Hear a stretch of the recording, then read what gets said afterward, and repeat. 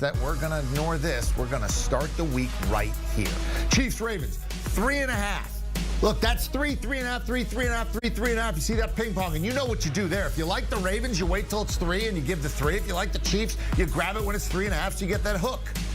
Plus 166 in the money line. Lions taking on the Niners. That opened at 6.5 and then immediately went to 7 and has been there right there on 7 since. 44.5 and 50.5, your totals. All right, let me get my guys in and find out what's what. Mike McClure, Larry Hartstein, I'm Eric Casillas. Let's do it. First game going to be on CBS. Chiefs, Ravens. Look, this is a legacy game for Lamar Jackson. And boy, if Patrick Mahomes wins this year, he moves way up on that quarterback list. So it's going to matter. This is for all-time reputation. It also is for a trip to the Super Bowl. Larry, what's the best play we can make on this game? I think I'm going to be going head-to-head with Mikey here. I like the Ravens to shop around and get them, or wait to get them at -3, -120. This defense is on another level compared to the 3 defenses that the Chiefs have ripped lately. They did great against the Bengals, and then they took advantage of the Dolphins and Bills, who were so decimated on defense. Now you take on a Ravens team, no points allowed on 9 of the 10 drives against Houston, one of the greatest defensive performances in playoff history. They were only on the field for 46 plays. So they are totally rested. You look at that Chiefs defense, they were on the field for 75+ plays against Buffalo. They lose a couple of key guys to injury. Let's see if they'll be back for this game. And what about that Chiefs rushing defense that gave up 180+ yards to Buffalo, and now they have to face Lamar Jackson and Justice Hill, who just ran for 229 against Houston. I mean, Patrick Mahomes getting over a field goal is very enticing. I think a lot of the people are going to jump on that. I'm going to play the Ravens at -3. To me, they're the best team in the NFL. All right, the weather should be good. Should be warmer than it was this past week. It should be very comfortable in Charm City. So, Larry, I see where you're coming down. He's on the purple. Mike, you have been, the Chiefs pom-pom guy, and you have absolutely rolled with this club. I hope everybody's been following you here. Are you continuing to back the Chiefs in this spot? I am, EK. Look, I think they're still a little undervalued. I do have the Ravens favored in the game, but only by 1.5 here. So when I'm getting a key number of 3 and 3.5, I have to be on the Kansas City side here. There's been a lot of talk about the offense struggling because they've had to settle for field goals in the red zone. The good news about that is you have to essentially be in scoring position to even kick field goals. If I'm looking to bet on some of that touchdown regression like we saw against Buffalo, I want to do it with one of the best quarterbacks of all time, with the best tight end of all time, who appears to be motivated again. And then this is the best defense that Patrick Mahomes has had to work with here. I think the game plan is pretty simple. They're going to run the football against Baltimore until Baltimore commits to stopping that run.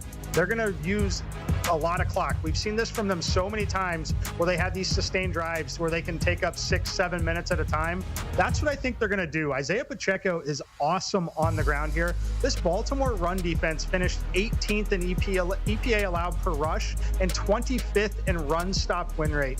That means Pacheco is going to have enough success here because Baltimore, they can't do what they did to the Texans. Baltimore wanted to stack the box against the Texans and really make them one-dimensional. You can't do that against Kansas City because Patrick Mahomes is good enough, no matter who he's throwing the football to pick that apart. So I like Kansas City in this spot. Again, it's just a key number here, 3.5. I think they're undervalued. I think this game is one that goes by quickly. It's ultimately a one-score game in the fourth quarter. That's where I want Patrick Mahomes on my side. Give me the Chiefs plus 3.5. Yeah, look, last week my best play was the Chiefs over 21.5 because we pointed out, look, they get in the red zone all the time. And they're at 20.5 in this game as a team total, which is sort of calling my name. And I think I'll probably go back there as I just, weather looks good. So I like the Chiefs over 20.5. I like what you said about Pacheco. You can see if you go to Sportsline, we have people already lining up on the Pacheco train. I like the carries over there. But I'm also a big believer that the Ravens at home in the first half score points. They just do. And the Ravens are at 12.5 in the first half. I'm going to go Ravens team total over 12.5 in the first half. It's minus $1.20, but I do think the Ravens will get to 13 in that first half. They got a great field goal kicker. He's not missing, right? He's not missing. especially not in his barn in this big spot. And you got Lamar Jackson, who seems to be in his zone, and I do expect points. And the Ravens start fast. That's all we know they start fast. So give me the Ravens over 12.5, and I'll stay right there with that. All right, NFC. You know, it's now a full 7. It was 6.5. It's now a full 7. 50.5 is the number.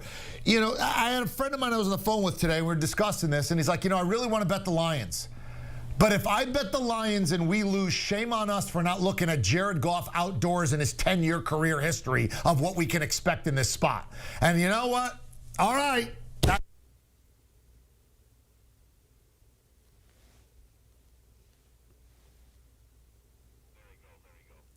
Yeah, I'm going to stay away from the spread right now. But you did mention Jared Goff outdoors. Dome teams going outdoors for conference title games, 0-7 straight up, 0-7 against the spread, and failing to cover by more than 25 points. That said, I'm going to go with a prop in Christian McCaffrey over on receiving yards. You can get this at FanDuel at 35.5. The 2 games that Deebo Samuel missed, 64 yards and 51 receiving yards. But let's say Deebo Samuel is in. I still love this play. 5+ targets in 4 straight games for Christian McCaffrey, including 12 targets just last week against Green Bay.